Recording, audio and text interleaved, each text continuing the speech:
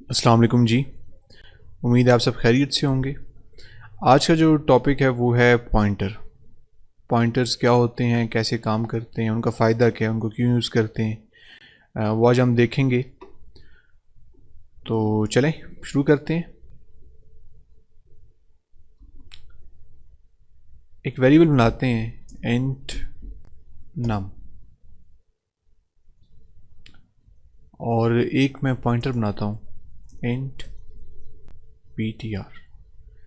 सबसे पहली बात आपने जो याद रखनी है वो है कि पॉइंटर के नाम से पहले आपने ये स्टैरिक डालना है। ये वो निशानी है जिससे पता चलता है कि एक वेरिएबल पॉइंटर है। और दूसरी बात जो आपने याद रखनी है कि पॉइंटर जिस डाटा टाइप का होगा उसी डाटा टाइप के वेरिएबल का एड्रेस वो अपने पास रख सकता है। पॉइंटर करता क्या है, वो किसी वेरिएबल का एड्रेस अपने पास रखता है। उसका फ़ायदा क्या है, वो ये कि आप उस वेरिएबल को किसी भी जगह से एक्सेस कर सकते हैं अगर आपके पास उस वेरिएबल का एड्रेस होगा। आप डायरेक्टली उस मेमोरी लोकेशन के अंदर चेंजेस कर सकते हैं, उसकी वैल्यू को एक्सेस कर सकते हैं। तो इसको समझने के लिए थोड़ा सा ये मैं आपको ड्रॉ करके बता देता हूं कि हमारे पास एक मेमोरी लोकेशन है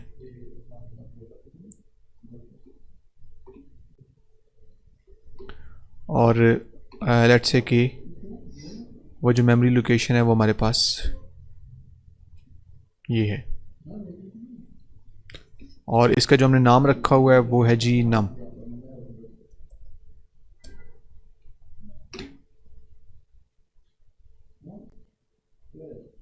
और इसके अंदर कोई वैल्यू पड़ी हुई है 10।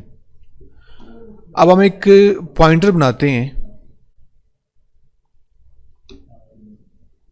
जिसका नाम हमने रखा हुआ है ptr।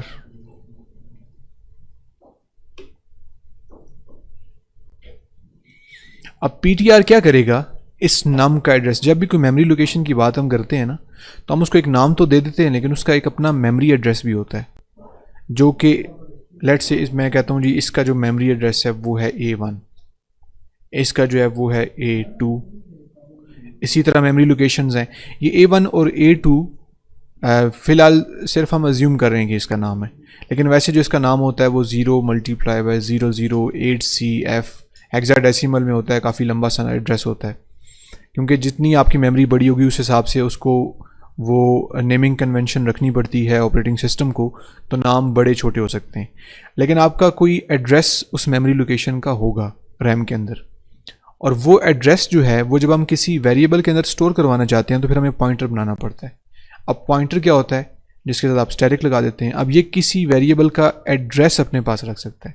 अब ये जो पॉइंटर है इसके अंदर जो वैल्यू जाएगी वो 10, 15 इस तरह नहीं जाएगी, वो किसी इंटीजर वेरिएबल का, क्योंकि जो ptr है ये खुद इंटीजर है, तो ये किसी इंटीजर वेरिएबल का एड्रेस अपने पास रखेगा। अब ये जो नम है इसका एड्रेस था A1, तो ptr क्या करेगा, अपने पास इसका एड्रेस रखेगा।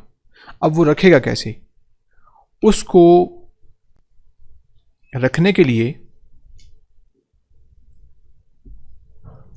हम जो स्टेटमेंट लिखते हैं वो कहते हैं जी ptr is equal to, ptr में कॉपी कर रहे हैं किसका, नम का एड्रेस, तो नम से पहले ये एंड का साइन डाल देंगे। तो जब भी किसी वेरिएबल से पहले आप ये स्पेशल सिंबल डाल दें तो इसका मतलब है कि आप उसका एड्रेस देखना चाह रहे हैं, तो ये इसका एड्रेस ptr के अंदर कॉपी हो जाएगा। तो जिस तरह आप देख सकते हैं, लेट्स से हमने इधर ये जो पेंट के अंदर बनाया हुआ है कि ptr के अंदर अज्यूम करें कि A1 आ गया। अब अगर मैं सी आउट करता हूँ ptr, तो ptr के अंदर जो भी वैल्यू होगी वो हमें नज़र आ जाएगी। इसको मैं कंपाइल करता हूँ, इसको मैं रन करता हूँ, तो देखें 0 × 8F91 FFF4। जिस तरह मैंने आपको पहले बताया था कि हेक्साडेसिमल में एड्रेसेस होते हैं, तो ये काफ़ी लंबा एड्रेस, ये जो नम का एड्रेस था जो कि ptr के अंदर कॉपी की है, ptr की खुद वो वैल्यू है लेकिन वो नम का एड्रेस है, वो हमने ptr के अंदर कॉपी कर लिया है। अब अगर मैं ये चाहता हूं कि जो नम की वैल्यू है उसको प्रिंट करवाऊं, लेकिन ptr को यूज़ करके, पॉइंटर को यूज़ करके, जो नम के अंदर 10 पड़ा हुआ है, फिलहाल अभी कुछ नहीं पड़ा हुआ है, मैं इसके अंदर 10 कॉपी कर देता हूं, वो डिस्प्ले करवाऊं, तो मुझे इस पॉइंटर से पहले स्टैटिक लगाना पड़ेगा। जब जिस तरह आप हम अभी देख रहे थे जी इसको, तो आप देखेंगे पीटीआर जब मैं सी आउट करूंगा तो वो A1 मतलब पीटीआर की जो वैल्यू है उसको डिस्प्ले करवाएगा। अगर मैं सी आउट करवाते हुए इस पीटीआर के साथ स्टैटिक लिख दूंगा तो इस एड्रेस के ऊपर जो वैल्यू पड़ी हुई है वो डिस्प्ले हो जाएगी। तो सबसे पहले वो इस एड्रेस पे जाएगा और इसके अंदर जो वैल्यू होगी वो उसको डिस्प्ले करवा देगा। तो आप स्टैटिक पीटीआर लिखने का जो मकसद है, इसको मैं अब रन करूंगा तो देखें आप प्रिंट क्या होगा 10, तो देखें 10 प्रिंट हो गया। तो पॉइंटर्स जो होते हैं वो अपने अंदर सिर्फ एक एड्रेस स्टोर करने की कैपेसिटी रखते हैं। अब जब उस एड्रेस के ऊपर आपने जो वैल्यू पड़ी हुई है उसको प्रिंट करवाना है तो फिर पॉइंटर के साथ स्टैटिक लगा दें, वो उसकी वैल्यू प्रिंट हो जाएगी। फिर इसके अलावा अगर आपने किसी पॉइंटर का जो एड्रेस है वो किसी और पॉइंटर में रखना है तो फिर ये भी चीज़ देख लेते हैं। वो क्या है कि अगर आपने किसी पॉइंटर का एड्रेस किसी और पॉइंटर में रखना है, पॉइंटर का एड्रेस, तो फिर आपने डबल पॉइंटर बनाना पड़ेगा, मतलब उस पॉइंटर को बनाते हुए उसके साथ 2 दफ़ा स्टैटिक लगाना है। तो अब ये जो PTR2 है ये PTR का एड्रेस अपने पास रख सकता है। अगर आपने किसी पॉइंटर का एड्रेस नहीं रखना, किसी आपने वेरिएबल का ही रखना है, तो मैं इस तरह PTR2 बना सकता हूँ। तो इसके अंदर डायरेक्टली मैं देखें PTR के अंदर नम का एड्रेस चला गया और PTR2 के अंदर मैंने PTR को कॉपी कर दिया। अब अगर मैं यहाँ PTR2 करता हूँ, कंपाइल करता हूँ, तो अब क्या हुआ देखें, एरर कोई नहीं है। उसकी वजह यह कि PTR के अंदर तो नम का एड्रेस आ गया था, अब मैं उसी को कॉपी करना चाह रहा हूँ एक और पॉइंटर में, तो मैं कॉपी कर सकता हूँ। तो मैंने PTR2 के अंदर PTR की जो वैल्यू थी वो कॉपी कर दी और PTR2 के साथ स्टैटिक लगाया तो 10 प्रिंट हो जाएगा। कंपाइल करते हैं, रन करते हैं, 10 आ गया। लेकिन अब अगर मैं PTR का अपना एड्रेस किसी पॉइंटर के अंदर, मतलब किसी पॉइंटर का एड्रेस किसी पॉइंटर के अंदर रखना चाहता हूँ, तो फिर जिस पॉइंटर का एड्रेस रखना चाहता हूँ उससे एक स्टैटिक ज़्यादा उस पॉइंटर की प्रेसिडेंस होनी चाहिए। 2 पॉइंटर इसके साथ 2 स्टैटिक लगेंगे। अब ये PTR2 किसी पॉइंटर का एड्रेस अपने पास रख सकता है। तो अब मैं PTR का जो एड्रेस है वो स्टोर करता हूँ PTR2 के अंदर। अब अगर मैं इसका स्टैटिक लगाता हूँ तो अब असल में जो मेरे पास नम का एड्रेस था ना वो डिस्प्ले हो जाएगा, और अगर मैं यहाँ 2 दफ़ा स्टैटिक लगा दूँ तो 10 डिस्प्ले हो जाएगा। तो ये बड़ा इंटरेस्टिंग टॉपिक है, इसको थोड़ा सा प्रैक्टिस करेंगे तो समझ आएगी। लेकिन फॉर द टाइम बीइंग ये रिकॉर्ड पे आ गई, आप इसको बार बार रिवाइंड करके देख सकते हैं कि कैसे एक पॉइंटर का एड्रेस हम किसी दूसरे पॉइंटर में स्टोर कर सकते हैं। तो इसको अब डिलीट करते हैं और वापस जाते हैं मेन टॉपिक की तरफ। तो ये इस तरह हमने एक पॉइंटर के अंदर एक वेरिएबल का एड्रेस स्टोर करवाया और उसको एक्सेस कर लिया।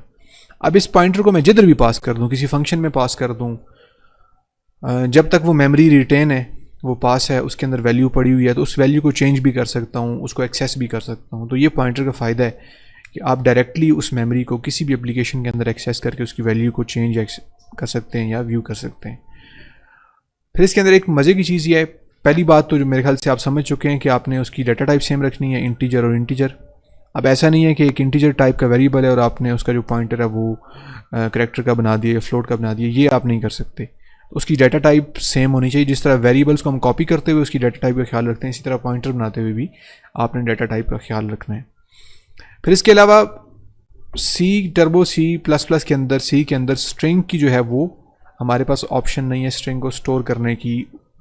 तो पॉइंटर्स जो है हमें इसकी फैसिलिटी देते हैं। अगर मैं करैक्टर टाइप का एक पॉइंटर बना लूं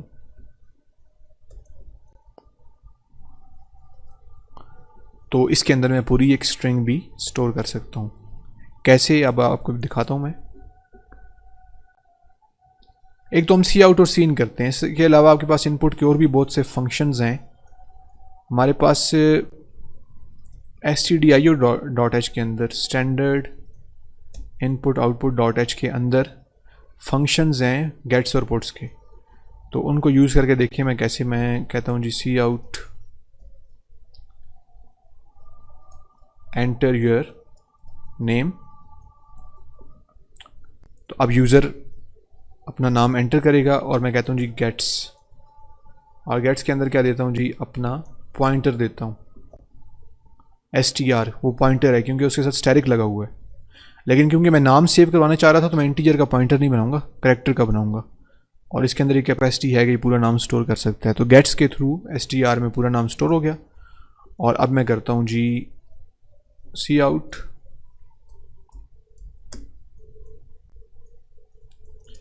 योर नेम इज